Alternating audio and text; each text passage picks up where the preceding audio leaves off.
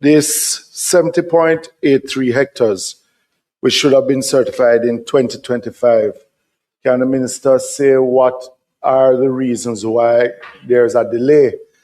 And can the minister say how many times has this $25,000 penalty been charged on any of the bauxite companies for delay of more than 3 years for not reclaiming bauxite lands?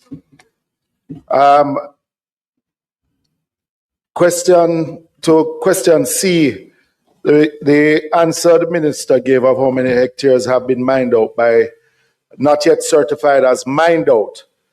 In C1, the minister mentioned that property acquisition issues where mining of the remainder of the ore body is hampered the lack of access. Can the minister say how long has this lack of access has been in place, and when will it be dealt with? And if there is any section of the JBI or the ministry itself that helps to deal with matters like this, otherwise the area that has been mined out will be left mined out for a very long time if this issue is not dealt with. Thirdly,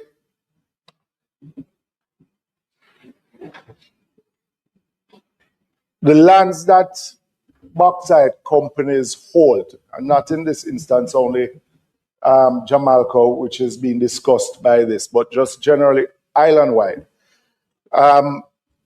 agricultural land that these bauxite companies have in their land bank, which is underutilized.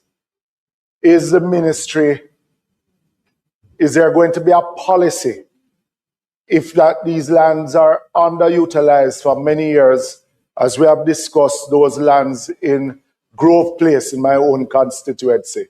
Will there be a policy by the Ministry of Agriculture, the government, in reclaiming back these lands somehow and putting them into proper agricultural production?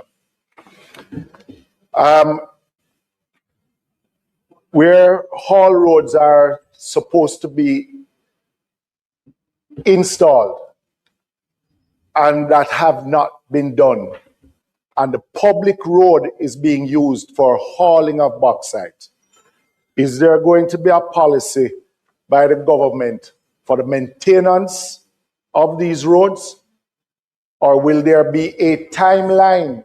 And if by the bauxite company, maintenance by the bauxite companies, and if the timeline has been missed of the construction of these haul roads, will there be sanctions for the continued use of the public thoroughfare?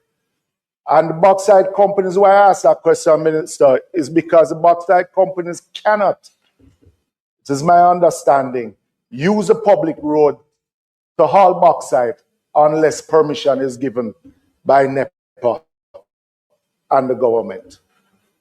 But these prolonged use of roads and the deterioration of public roads is that it hurts the residents, who in turn get back little from the bauxite mining in these communities. And Minister, last question, Alpat. You made grand announcement about the proposal. Why are you looking at the speaker, Minister? Look this way. It is not, but it's a question. And the minister will answer at another time, I hope. Or should I table questions to ask about Alpat? Thank you, Mr. Speaker.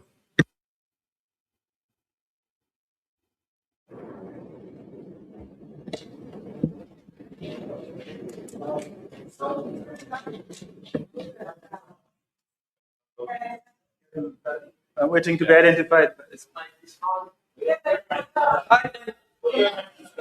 You're identified. You're identified.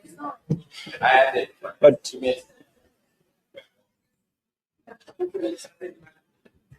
no, I'm not clear. I thought the protocol was that the speaker would identify me. Yes. Speaker. Just to compliment the Minister for the data that has been provided. And I'll start there because in most of our constituencies where we have mining, we don't have this information. And as the member from South Manchester pointed out, it's not easy because the reporting, if done, is not made public, it seems.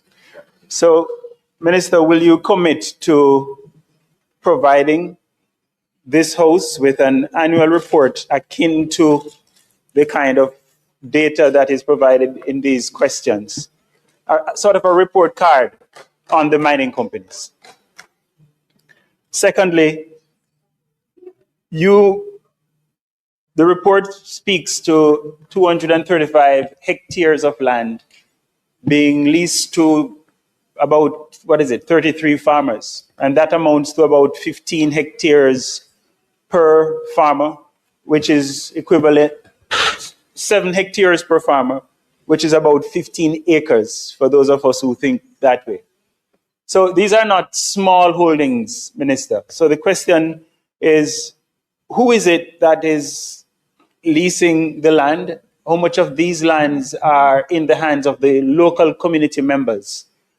And again, because of the amount of lands that's being leased, then we wonder if the local folks are getting access. The other part of this is the formalization, Minister. Are you aware that because there aren't formal arrangements through which the farmers access these lands, they cannot get the concessions for motor vehicles, they cannot use them for bank loans, and so to a certain extent, they are not able to optimize the lands that they're occupying, and of course the risk that they'll be removed at short notice because of the absence of formal arrangements. Further to that, Minister, will you commit to ensuring, as has been asked in various forms, will you commit to ensuring that these arrangements are formalized so that the benefits can accrue to those who are using the lands? At the core of what we're seeing with the industry, Minister, Mr. Speaker, is failure to enforce existing laws and policies. And so that's why we're struggling with land titles, rehabilitation of the lands. Is the ministry aware of what the challenges are in enforcing the laws and ensuring that the benefits that should go to people, or the time frame within which things are to be done? Is the ministry aware of what the challenges are and what steps are you taking to address these challenges?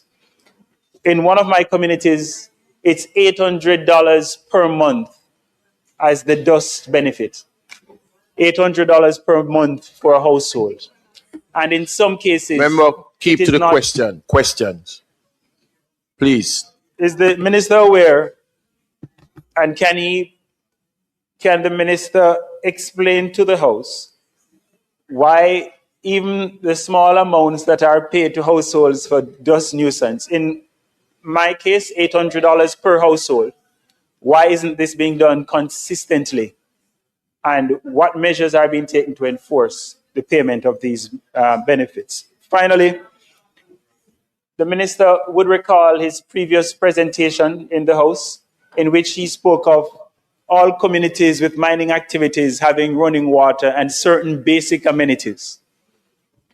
Minister, what steps are you going to take to ensure that these amenities are put in place? And in addition to water, the rest of us would be interested in roads, formal access to land, as well as a fund that can be used for the redevelopment of communities when the bauxite activities, the mining activities cease. Thank you, Mr. Speaker.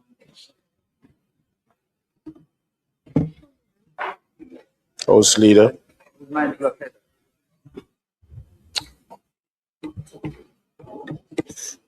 Thank you, Mr. Speaker.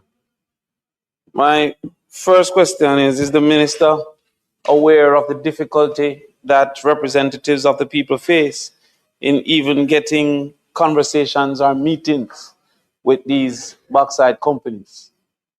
And further, is he aware that it's not much easier to get consultation with JBI as well. I also wonder if the minister is aware that lands that might not have been mined out for bauxite have been under the ownership of these bauxite companies, and many have been deemed unworthy of mining, yet still under the ownership of these companies. Is the minister therefore further aware that this monopolization of ownership has robbed the people of agricultural and other income-earning activities, housing, opportunities, and indeed, even burial sites in these communities that have to go far and wide to bury their relatives? Is the minister also aware that recreational activities have been extremely affected by the pollution of rivers, in particular as it relates to caustic being released into these rivers, causing for the habit of recreation at these waterways to end, stymie, and indeed many of these rivers to be avoided by children, their parents, and the citizens who once enjoyed the recreational benefits of these entities? Is the minister aware that there has been anecdotal evidence that there has been greater roof damage in bauxite areas relative to the wind than in most other areas that had even greater wind forces from the hurricane? That multiple roof loss have been attributed to weakened roofs due to the bauxite dust, acid rain, and the rusting that has been caused in these bauxite areas due to the dust. Is the minister also aware that this dust and acid rain have also affected agricultural output? And I would love to piggyback on the member from St. Anne, who indicated that there's ownership of extreme numbers of acres, but is it possible to know the output from these entities? Because while it is, we may say, 7 acres under production, is it possible for us to know the output from these areas? Because it sounds as if many are just holding lands and not necessarily producing on these properties that they claim that they own. Finally, is the minister aware that there have been a cease on bauxite, what you call it, they used to call it dust money, in many communities, that the bauxite company has unilaterally decided not to pay the dust contribution? I heard the unfortunate number of $67 a day in South Manchester per family, and yet still was jealous of the fact when it compares to $0 a day in Northwest St. Catherine, a unilateral decision taken by the bauxite company. Finally, is the minister aware that the employment practices of these bauxite companies would have been deemed by any reasonable employee of the Ministry of Labour to be unfair practices, and also a focus on contracts and subcontracted labor into many of these plants, reducing what was once the benefits through labor and earning from the bauxite companies? Can the minister therefore provide information if there has been any engagement from any arm of government to have more fair practices within these areas? If I may be allowed, Minister, I'll also ask, is the minister aware that there's been many damage to houses due to blasting from bauxite mining, and also from the facilitation of bauxite mining? So many of these roads to the mines in their preparation have also caused for great damage, for which that's why I'm wondering if he's aware.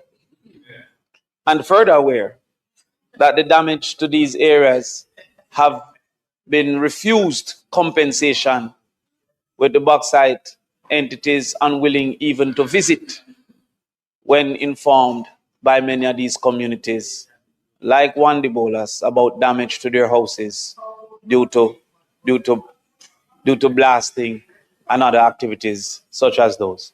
We'd want to know if the minister is such aware.